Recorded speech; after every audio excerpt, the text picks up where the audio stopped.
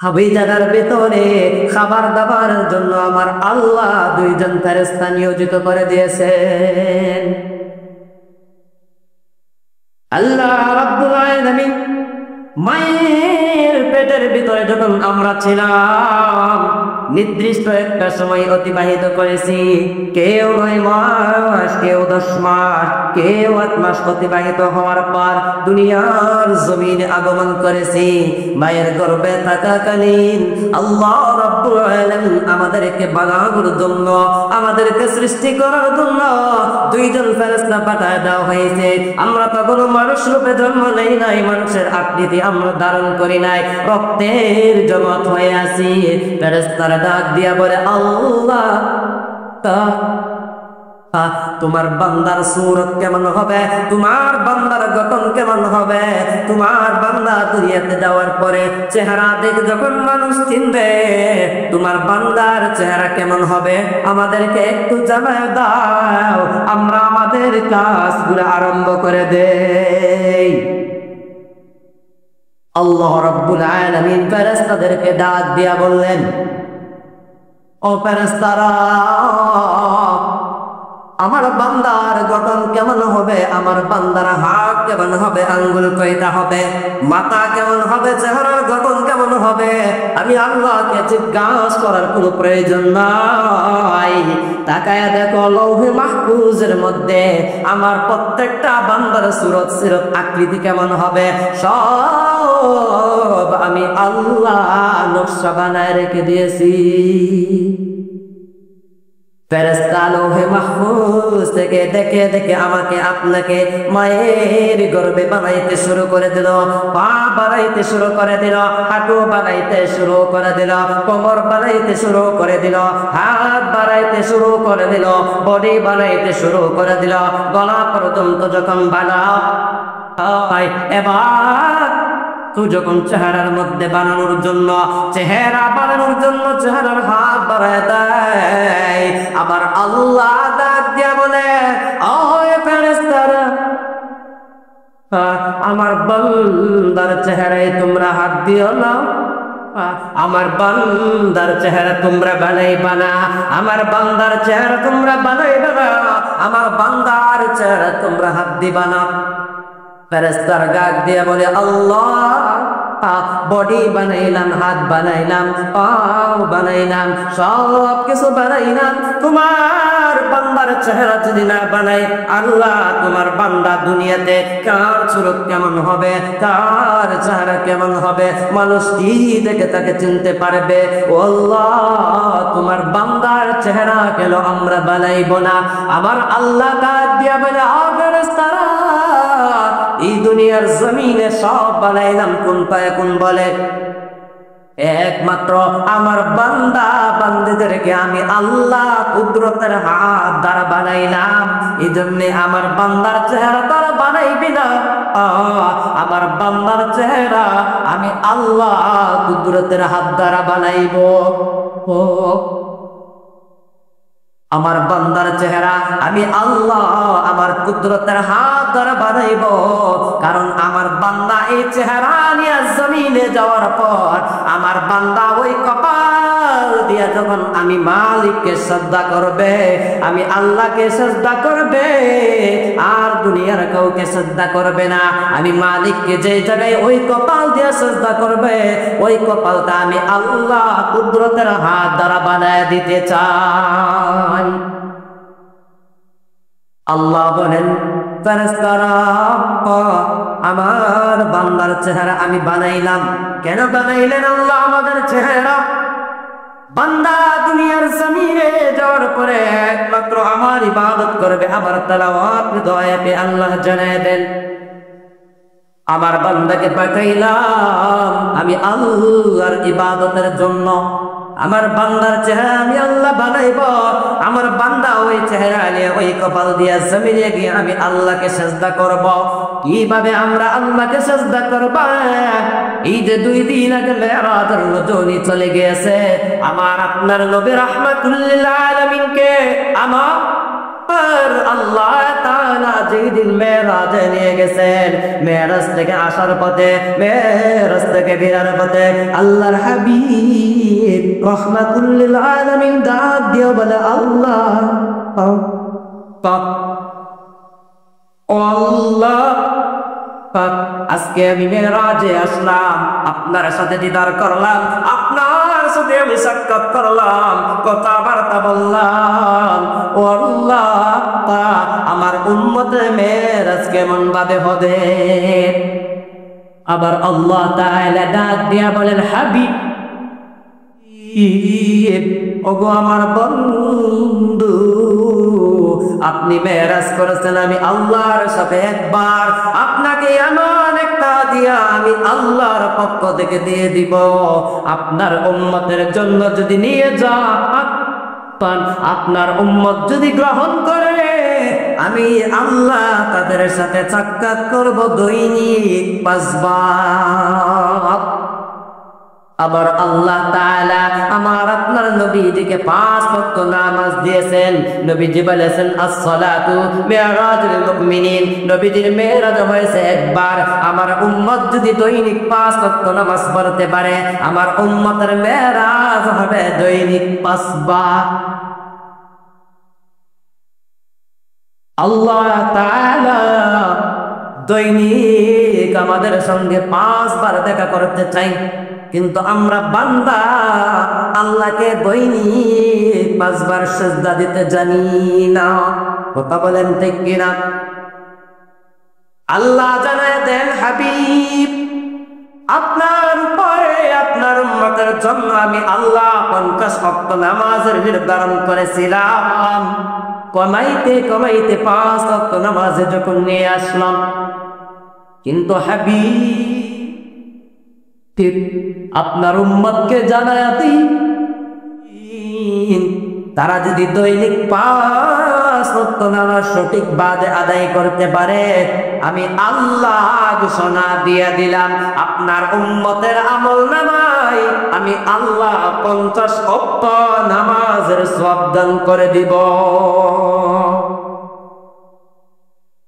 আল্লাহ রাব্বুল আলামিন আমাদেরকে দৈনিক 5 বেলা নামাজের হুকুম দিয়েছেন, একমাত্র আল্লাহর ইবাদতের জন্য ডাকেন।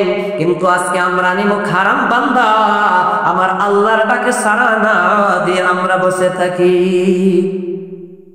কাল কঠিন কিয়ামতের ময়দানে আল্লাহ রাব্বুল আলামিন সর্বপ্রথম যখন বিচারের কার্যক্রম শুরু করে দিবে, বিচারের শুরু হওয়ার পর সর্বপ্রথম যেই বিচারটা শুরু হবে, আল্লাহর হাবিব রাহমাতুল লিল আলামিন জানায় দেন, আউয়ালু মা ইউহাসাবু বিহিল আবদু ইয়াউমাল কিয়ামাতিস সালাহ। সর্বপ্রথম কিয়ামতের মাঠে আমার আল্লাহ নামাজের হিসাব নিকাশ নেওয়া শুরু করে দিবে। প্রত্যেক বান্দা বান্দির কাছ থেকে আমার আল্লাহ তাআলা নামাজের হিসাব নিতে শুরু করে দিবে। ওই দিন হাসরের মাঠে একদল লোক দাঁড়ায় বলবে, আল্লাহ, দুনিয়ার জমিনে গরিব থাকার কারণে তোমার হুকুম নামাজ আদায় করতে পারি না। দুনিয়ার জমিনে ছেলে মেয়ের বরণ পোষণের জন্য, কাপড় চোপড়ের জন্য, তাদের মুখে খাবারের জন্য, তাদের খাবার জোগাড়ের জন্য আল্লাহ তোমার হুকুম আমি পালন করতে পারি নাই। আল্লাহ, তোমার হুকুম আমি সঠিকভাবে পালন করতে পারি নাই, দুনিয়াতে আমাকে গরিব বানায় পাঠাইলা, এই জন্যে আল্লাহ তোমার হুকুমগুলি আমি মানতে পারি নাই। একদল লোক যখন ডাক দিয়া বলবে, আল্লাহ, দুনিয়ায় থাকাকালীন গরিব থাকার কারণে নামাজ আদায় করতে পারি না, আমার আল্লাহ তাআলা ডাক দিয়া বলবে, এইরকম গরিব তারা কারা দুনিয়ার জমিনে ছিল, গরিব থাকার কারণে নামাজ আদায় করতে পারো নাই, আজকে গরিব বলে দাবি করতেছ, গরিব থাকার কারণে তুমি দুনিয়াতে নামাজ পড়তে পারো নাই। এইরকম গরিব বেনামাজি বান্দা বান্দি যারা আছে, একটা সাট হয়ে যাও, একটা কিনারে চলে যাও। একটা সাইড যখন গরিব দাবিদার নামাজি বান্দাগুলা এক সাইড হয়ে যাবে, আমার আল্লাহ ডাক দিয়া বলবে, তোমরা দুনিয়ার জমিনে গরিব থাকার কারণে নামাজ আদায় করতে পারো নাই, আমার হুকুম পালন করতে পারো নাই। ওই সমস্ত নামাজি বেনামাজি গরিব বান্দা বান্দিগুলা ডাক দিয়া বলবে, আল্লাহ হায় হায়, আমরা গরিব থাকার কারণে নামাজের সময় দিতে পারি নাই। আল্লাহ তাআলা ডাক দিয়া বলবে, ও পয়গম্বর ঈসা আলাইহিস সালাতু ওয়াস সালাম কই? আল্লাহ তাআলা ঈসা আলাইহিস সালাতু ওয়াস সালামকে ডাক দিয়া তখন ওই নামাজি গরিব বেনামাজি বান্দা বান্দীদের সামনে হাজির করে দিবে। ডাক দিয়া বলবে, পয়গম্বর ঈসা, আজকে আমার বান্দাগুলো আমার সামনে দাবি পেশ করতেছে, দুনিয়ার জমিনে থাকাকালীন তারা গরিব ছিল, ধনী হতে পারে না, তাই গরিব থাকার কারণে তারা আমার হুকুম নামাজ আদায় করতে পারে নাই। আরে পয়গম্বর ঈসা, তুমি একটু এদেরকে শোনাবা, আমি আল্লাহ তাআলা তোমাকে কি পরিমাণ অর্থ সম্পদের মালিক বানিয়ে দুনিয়াতে পাঠাইলাম। পয়গম্বর ঈসা আলাইহিস সালাতু ওয়াস সালাম ডাক দিয়া বলবে, আল্লাহ তাআলা, দুনিয়াতে মানুষ গরিব ধনী হওয়ার পিছনে কয়েকটা কারণ থাকে, এর ভেতরে এক নম্বর কারণ হলো, আল্লাহ যদি বাবার কোন অর্থ সম্পদ থাকে, বাবার অর্থ সম্পদের হাফ সন্তান হয়ে যায়, বাবার অর্থ সম্পদের মালিক সন্তান হয়ে যায়, আল্লাহ প্রথম নম্বরে তো আমাকে তুমি দুনিয়াতে বাবাই দান করো নাই, বাবা সারা আমাকে দুনিয়াতে পাঠাইলাম, আমার তো কোনো বাবাই দুনিয়াতে ছিল না, তাহলে আমি বাবার অর্থ সম্পদ পাবো কোথায়? আমার দুনিয়ার জমিনে কোনো অর্থ সম্পদ ছিল না, আমার একমাত্র সম্বল ছিল, আমার অর্থ ছিল, আমাকে আল্লাহ তুমি দুইটা চাদর দান করেছিলে। একটা চাদর আমি বিছাইতাম, রাতে যখন ঘুমাইতাম একটা চাদর বিছাইতাম, দিনের বেলা হইলে একটা চাদর পরিধান করতাম, আর একটা চাদর আমি গায়ে জড়ায় রাখতাম। আল্লাহ তাআলা ডাক দিয়া বলবে, ও পয়গম্বর ঈসা, আর কি কি অর্থ সম্পদ তোমাকে দান করেছিলাম, আর কি কি অর্থ সম্পদ তোমাকে দান করেছিলাম? পয়গম্বর ঈসা আলাইহিস সালাতু ওয়াস সালাম ডাক দিয়া বলবে, আল্লাহ, আমি যখন রাতের বেলা ঘুমাইতাম, ছোট্ট একটা বালিশ আমার ছিল। একদিন রাতটা দিয়ে আমি হঠাৎ চলতেছি, রাস্তার কিনারে তাকায় দেখি একটা লোক রাস্তার পাশে ঘুমায় আছে, তার মাথার নিচে কোনো বালিশ নাই, হাত এসে বালিশ বানায়া একটা হাত মাথার নিচে দিয়ে সে ঘুমাইতেছে। ওইখান থেকে আমি চিন্তা করলাম, আল্লাহ, বালিশ ছাড়াও তো মানুষ ঘুমাইতে পারে। ওই দিন থেকে আমি নিয়ত করে নিলাম, আল্লাহ, কোনো একটা গরিব লোককে আমি এই বালিশটা দান করে দেব, বাকি জিন্দেগি বালিশটা দান করার পর আমি আমার একটা হাতকে বালিশ বানাইয়া জিন্দেগি আমি কাটায় দিয়ে আসলাম। আমার আল্লাহ তাআলা ডাক দিয়া বলবে, পয়গম্বর ঈসা, বলো বলো বলো, তোমাকে আর কি অর্থ সম্পদ আমি দান করেছিলাম? ঈসা আলাইহিস সালাতু ওয়াস সালাম ডাক দিয়া বলবে, আল্লাহ, পানি খাওয়ার জন্য, পানি পান করার জন্য আমার দুইটা পেয়ালা ছিল, পানি পান করার জন্য আমার একটা পেয়ালা ছিল, আমি সার্বক্ষণ তা দিয়ে পানি পান করতাম। আল্লাহ, আমি যখন একদিন পথ দিয়া রাস্তা চলতেছি, রাস্তার কিনারে তাকায় দেখলাম একটা অসহায় একটা গরিব লোক এইভাবে হাতে কেকুশ করেন, সে হাত দিয়া পানি পান করতেছে। আমি তাকায় তাকায় চিন্তা করলাম, হায় রে, হাত দিয়েও তো পানি পান করা যায়। ওই সময় আমি আল্লাহ সাথে সাথে পানির পেয়ালাটা একটা গরিব লোককে দান করেছিলাম। বাকি জিন্দগি আমি হাত দিয়ে কুশ করে পানি পান করে কাটায় দিলাম। আমার আল্লাহ ডাক দিয়া বলে, ও আমার পয়গম্বর ঈসা, বলো বলো বলো, আর কি অর্থ সম্পদ তোমাকে দান করেছিলাম? ঈসা আলাইহিস সালাতু ওয়াস সালাম ডাক দিয়া বলবে, আল্লাহ, আর কোন অর্থ সম্পদ আমার ছিল না, আর কোন অর্থ সম্পদ তোমার ছিল না। এরকম গরিব থাকার কারণে তোমার জিন্দেগিতে তুমি কত ওয়াক্ত নামাজ ছেড়ে দিয়েছ। ঈসা আলাইহিস সালাতু ওয়াস সালাম ডাক দিয়া বলে, আল্লাহ, জিন্দেগিতে কোনদিন আমি এক ওয়াক্ত নামাজ ছেড়ে দেই না।